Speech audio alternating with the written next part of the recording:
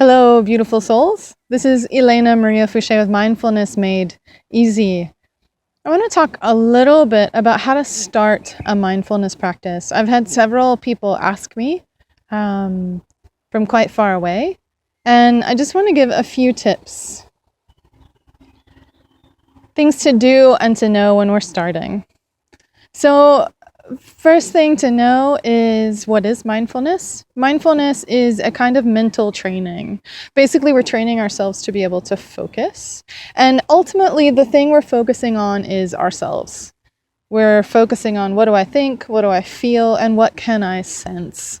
And sense meaning touch, taste, smell, feel, see, all the five senses, basically.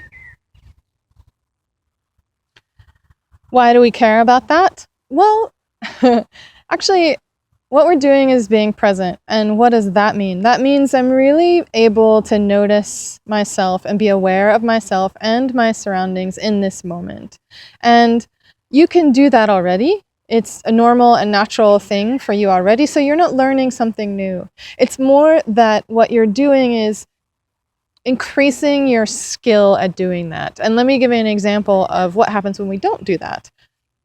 Let's say you and I are talking, and maybe I'm saying something really interesting, and all of a sudden you start to realize, wow, I'm hungry. And so you kind of go off and start thinking about lunch and what you had yesterday, and yeah, that salad was really good, I'm going to have that again.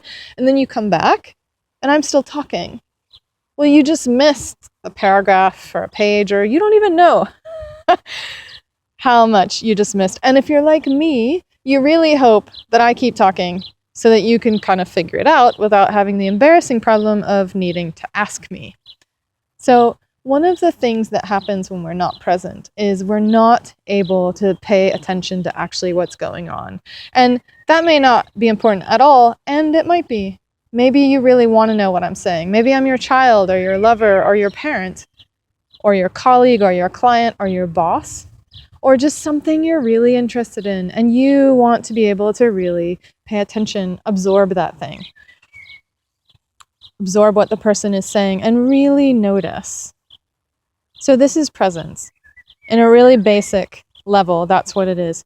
Ultimately, also what it does is it helps us understand ourselves. I start to see why I'm doing things, the patterns that I have, the mental, emotional patterns and reactions that I have, why I do certain things, how I do them, what sparks them, what kinds of people and situations create certain reactions in me, and what can I do once I'm able to see those things and really see and feel them deeply?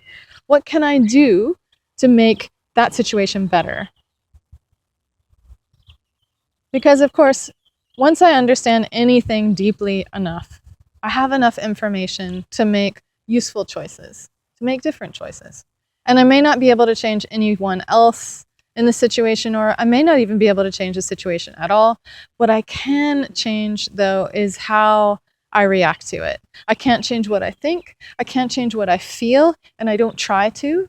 What I do, though, is I work with those thoughts and feelings in a much more intelligent way because I'm much more aware of them. I can actually focus on them and understand them in a way that I can't when I'm not present, when I'm not mindful, when I'm not actually able to pay attention to myself, especially in times when I get really stressed or upset.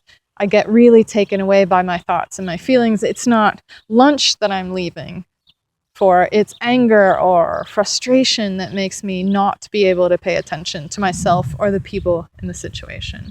So that's what mindfulness is, and those are the benefits. So in the next video, I'm going to give you a little practice, or point you towards a little practice, and talk about some common questions that I get about how to practice.